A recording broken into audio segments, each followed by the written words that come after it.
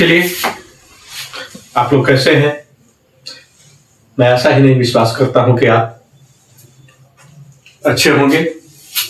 बहुत सारे परीक्षार्थी जो है इस वर्ष भी 12th क्लास की परीक्षा दे रहे हैं।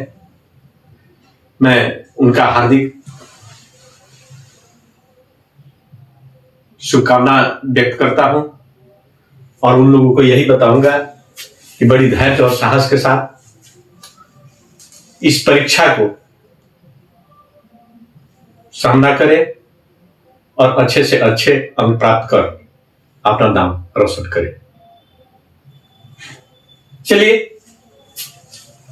वे लोग तो परीक्षा दे ही रहे हैं। आप ही अपने जीवन की परीक्षा हो तो या प्रतियोगिता परीक्षा हो तो उसके लिए भी आप लगे रहे। यह हमारा आपसे निवेदन है। तो आज हम पीछे वाले क्लास में जो है हमने आपको बता दिया। क्या बताया? वर्ड के बारे में बताया। और वह वर्ड के बारे में बताया कि वर्ड जो है एक ग्रुप ऑफ लेटर है। एक ग्रुप ऑफ लेटर है, यानी अक्षरों के समूह को ही हम लोग वर्ड कहते हैं। अब धीरे धीरे जिस प्रकार से एक छोटा बच्चा जो है जन्म ले लेता है और लेने के बाद आगे बढ़ता है, उसी प्रकार से हम लोग भी आगे बढ़ने का प्रयास करें। तो आज हम जो बताने के लिए आपको जा रहे हैं उसका नाम है सेंटेंस।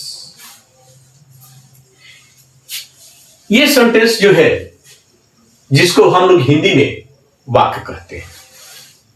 अब मान लिया जाए कि आपको बहुत सारे हम एग्जाम्पल दे देते हैं कि भाई कुछ वर्ड लिख दिए, जैसे दैट,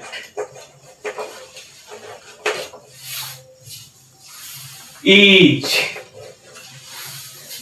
ए बॉय। तो यहां दैट है, इज है, ए है, बॉय है। दैट क्या है? एक वर्ड हुआ। इज क्या हुआ? एक वर्ड हुआ। ए क्या हुआ? एक वर्ड हुआ। और बॉय क्या हुआ? एक वर्ड हुआ। ये वर्ड जो है लेटर से ही बना हुआ है, अर्थात इसको तो लेटर ही हम कह सकते हैं क्योंकि सिंगल है, लेकिन आर्टिकल के रूप में है, इसलिए हम उस फॉर्म में भी रख सकते हैं। तो यहां क्या है? दैट है, इज है, ए है, बॉय है। ये जब बात हम लोग कहते हैं तो इस सारा का सारा क्या है? एक वर्ड के रूप में है। लेकिन जब इसी वर्ड को एक परिवार में, एक अंदर में, ग्रामर के नियम के अनुसार, rule and regulation of the grammar के अनुसार अगर आप इसको सजा देते हैं तो यह क्या हो गया? एक सेंटेंस बन गया। जैसे हम बार बार कहते हैं कि ग्रामर क्या करता है? हमको रूल भी सिखाता है। अगर रूल नहीं सिखाता तो हम ये नहीं कहते कि S + V + O। ये हमारा ग्रामर के नियम से ही हम लोग को पता चलता है, ग्रामर से ही।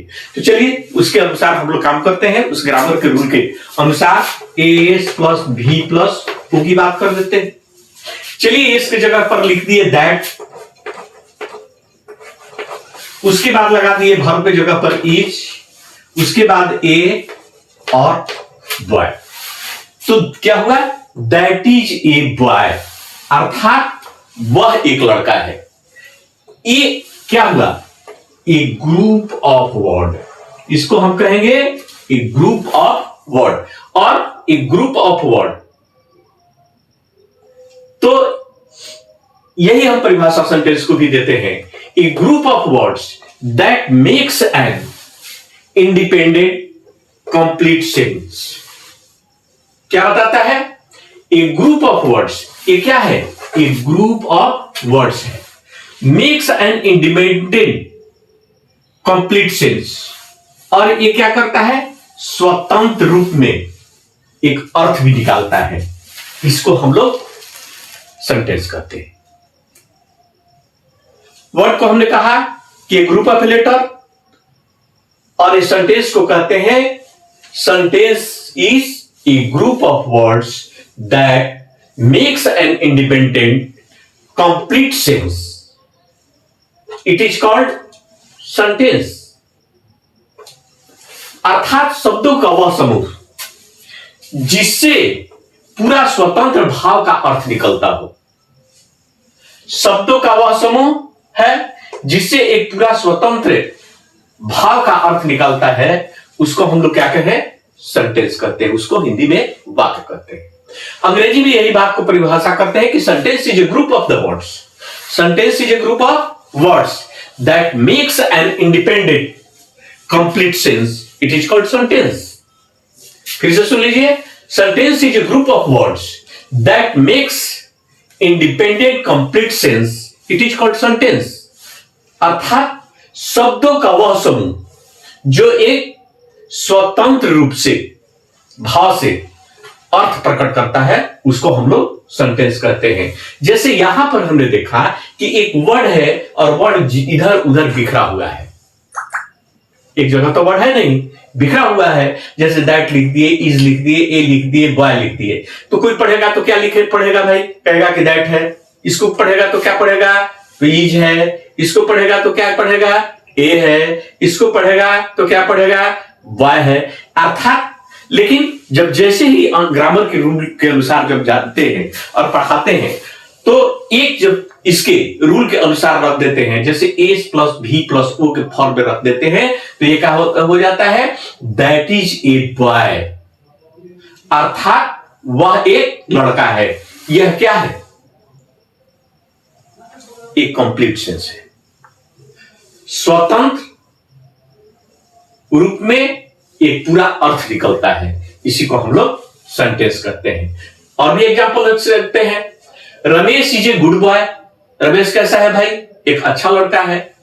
और Meera goes to a school, ये क्या करता है? दोनों का दोनों एक कंप्लीट सेंस करता है, इसको हम लोग कहते हैं सेंटेंस। इसलिए अब इसमें विशेष हमको समय की बात बताने की जरूरत नहीं है, आप लोग समझ गए या समझ गए होंगे कि सेंटेंस क्या है भाई। जो लेटर से हम लोग वर्ड को बनाते हैं और वर्ड से हम लोग सेंटेंस को बनाते हैं। तो क्वेश्चन रहता है कि व्हाट इज सेंटेंस? सेंटेंस क्या है, वाक्य क्या है? तो sentence is a group of words that makes independent complete sense, it is called sentence. शब्दों का समूह है जिससे एक पूरा स्वतंत्र भाव का अर्थ निकलता है, उसको हम लोग वाक्य कहते हैं। A group of letter word और ए ग्रुप ऑफ वर्ड्स सेंटेंस। शब्दों के समूह को हमने सेंटेंस कहा। और इस सेंटेंस में कौन कौन सा भाग होते हैं, पार्ट होते हैं? तो सेंटेंस में सेंटेंस को हम इसके दो भाग होते हैं। पहला का नाम है सब्जेक्ट और दूसरा का नाम है प्रेडिकेट। पहला सब्जेक्ट है और दूसरा हम प्रेडिकेट कहते हैं। ये प्रेडिकेट को हम लोग तीन भाग में बांटते हैं: वर्ब, ऑब्जेक्ट, कॉम्प्लीमेंट। ये ऑब्जेक्ट को हम लोग दो भाग में बांटते हैं: डायरेक्ट ऑब्जेक्ट और इनडायरेक्ट ऑब्जेक्ट। यही हमारा पार्ट ऑफ सेंटेंस है। फिर से सुन लीजिए, सेंटेंस को दो भाग में बांटते हैं, टू पार्ट में। Sentence is divided to two part, subject and predicate. Predicate को हम लोग तीन भाग में बांटते हैं: वर्ब, ऑब्जेक्ट, कॉम्प्लीमेंट। ये ऑब्जेक्ट को हम लोग दो भाग में बांटते हैं: डायरेक्ट ऑब्जेक्ट और इनडायरेक्ट ऑब्जेक्ट। ये parts of sentence. Part of sentence के बारे में हमने देखा कि सेंटेंस को हमने दो भाग में बांटा: सब्जेक्ट और प्रेडिकेट। फिर प्रेडिकेट को हमने दो भागों में बांट दिया, तीन भागों में बांट दिया: वर्ब, ऑब्जेक्ट और कॉम्प्लीमेंट। इस ऑब्जेक्ट को हम दो भाग में बांट दिए: डायरेक्ट ऑब्जेक्ट और इनडायरेक्ट ऑब्जेक्ट। एक छोटा सा आज एग्जांपल ले लेते हैं और कल हम इसकी परिभाषा सब्जेक्ट का, प्रेडिकेट का, वर्ब का, ऑब्जेक्ट का, कॉम्प्लीमेंट का सारे परिभाषा कल हम लोग जरूर देखेंगे कि सब्जेक्ट किसको कहते हैं। आज एक छोटी सी एग्जांपल, जैसे he teaches me English in the class.